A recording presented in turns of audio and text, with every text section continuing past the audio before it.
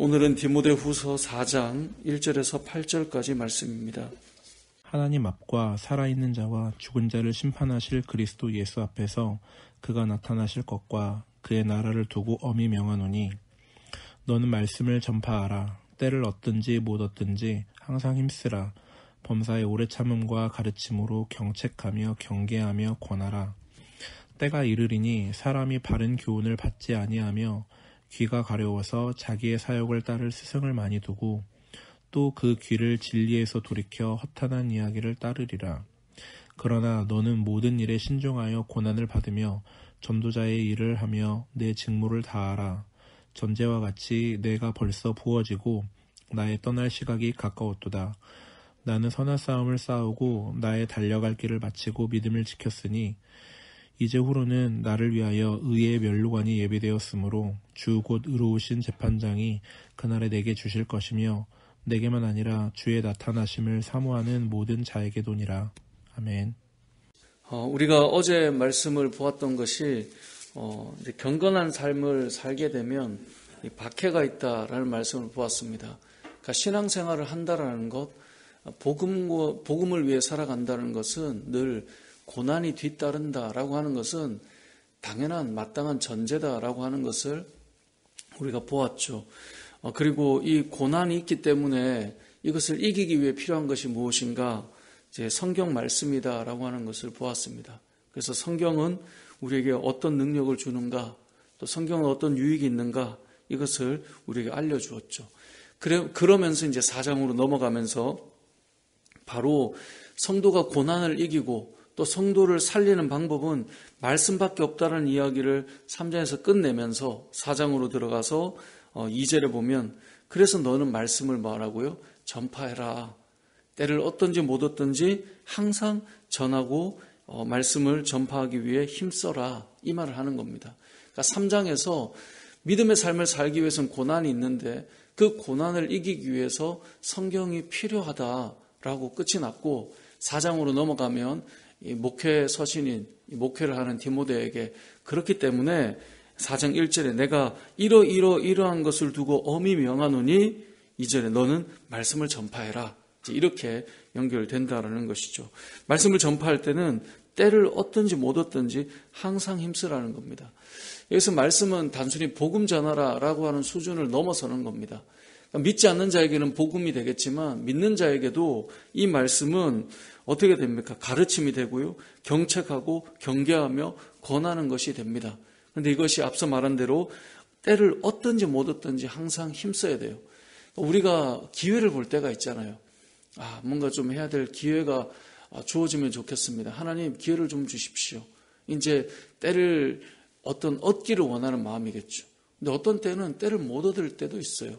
그럴 때는 우리가 이번엔 안 되겠네 이렇게 넘어갈 때가 있는데 그러지 말고 얻든지 못 얻든지 항상 힘쓰라. 이것은 때를 기다리는 수준이 아니라 때를 만들어서라도 말씀을 전하고 가르칠 수 있도록 해줘야 된다라고 말하고 있습니다. 그 이유는 우리가 3장에서 이미 본 것입니다. 자, 그리고 또 하나는 이 마지막 때가 되면 사람들은 어떤 말씀을 좋아하는가를 이야기해 줍니다. 3절에 보면 때가 이르리니 이 3장의 시작에 말세에 고통하는 때가 이르러 이것과 같은 맥락입니다. 때가 이르면 사람이 바른 교훈을 받지 않습니다.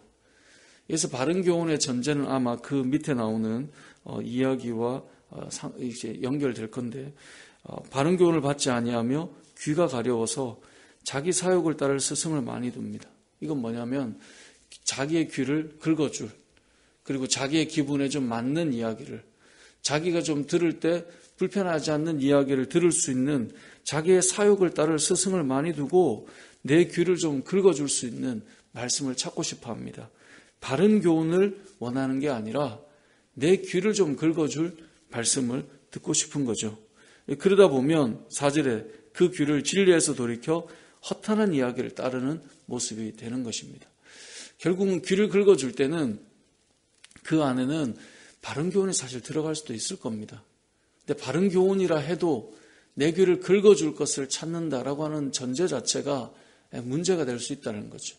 그러니까 내가 듣기 좋은 이야기를 들으러 다니는 것, 그러한 때가 온다라는 거예요. 근데 말씀을 전해야 될 그 자리에 있는 사람은 항상 바른 교훈을 전하는 것에 집중해야 된다라고 하는 것이 너무나 중요하다는 것이죠. 그러한 일들을 감당하며 5절을 보면 너는 모든 일에 신중하여 고난을 받으며, 또 고난을 받으라는 말이 나오죠. 전도자 일을 하며 너의 직무를 다해라. 이 역할을 다해라 라고 말씀합니다. 그러면서 사도 바울이 말하죠. 나는 이제 떠날 시간이 됐다. 이제는 너의 시간이다. 이 말을 해주고 싶은 거예요. 나는 이렇게 달려왔어. 나는 선한 싸움을 싸우고 달려갈 길을 마치고 이제 믿음을 지켰고, 이제 나를 위한 하나님의 예비하신 의의 면류관이 있고 그것이 나에게 주어질 것인데 이제는 너가 그 일을 감당해야 돼. 이 말을 해주는 것입니다. 그래서 믿음의 이 삶은 본인 혼자 잘 믿는 게 아닙니다. 그래서 우리가 디모데후서도 읽어보면 계속 그 말이 나오죠. 너도 말씀을 가르쳐서 지키게 해라. 너도 또 다른 사람을 세우라. 이 말을 계속하는 겁니다. 신앙생활은 내 신앙을 어떻게 지킬 건가에 대한 개념 하나와, 또 하나는 너처럼 믿음의 삶을 살아갈, 나처럼 믿음의 길을 걸어갈 그런 사람을 세워나가는 것, 그게 우리의 신앙생활의 또 하나의 중요한 방향인 것입니다. 그래서 저와 여러분의 신앙생활은 내가 믿는 믿음의 삶을 또 다른 누군가가 보고 따라갈 수 있도록 그런 삶을 살아야 돼요. 나 하나 잘 믿으면 된다 이 이야기가 아니라, 당연히 내가 그리스도 안에 잘 서야 되지만 또 다른 사람을 세울 수 있어야 된다라는 것이 오늘 본문 안에 담겨 있는 것입니다. 말씀을 정리해보면 이렇습니다. 마지막 때가 되면 많은 사람들은 자기가 듣고 싶은 이야기를 듣기 위해 움직이게 될 것입니다. 그리고 그 귀는 자기의 사욕을 따를 그러한 이야기, 내 개인의 욕심과 내 생각과 내 좋은 것을 듣고 싶어하는 마음을 가지고 그것을 듣기 위해서 움직일 시대가 올 것입니다. 아니, 그러한 시대를 우리는 살아가고 있습니다. 이러한 가운데 저와 여러분이 기억해야 될 것은, 그래도 바른 말씀을 전할 수 있는 목사가 되어야 하고, 바른 교훈을 따라 살아가는 성도들이 되어야 하고, 네 귀에 듣는 좋은 것들이 아니라 주님께서 원하시는 뜻이 무엇인가를 놓고 걸어가는 믿음의 사람들의 삶이 되어야 되는데, 이 모든 일 자체가 고난이죠. 그래서 5절에 보면 너는 모든 일에 신중하고 고난을 받고 그 가운데서도 전도자 일을 하며 내 직무를 다하라라고 말씀하셨는데요. 저와 여러분의 삶이 이런 삶이 되었으면 좋겠고, 특별히 목회자인 저뿐만 아니라 저는 성도님들이 우리가 늘 큐티를 하고 말씀을 배우고 또 말씀을 연구하고 또 말씀을 묵상할 때 2절 하반절에 보면 범사의 오래 참음과 가르침으로 경책하고 경계하며 권한다고 되어 있거든요. 이건 좋은 말 해주라 이 말과 좀 달라요.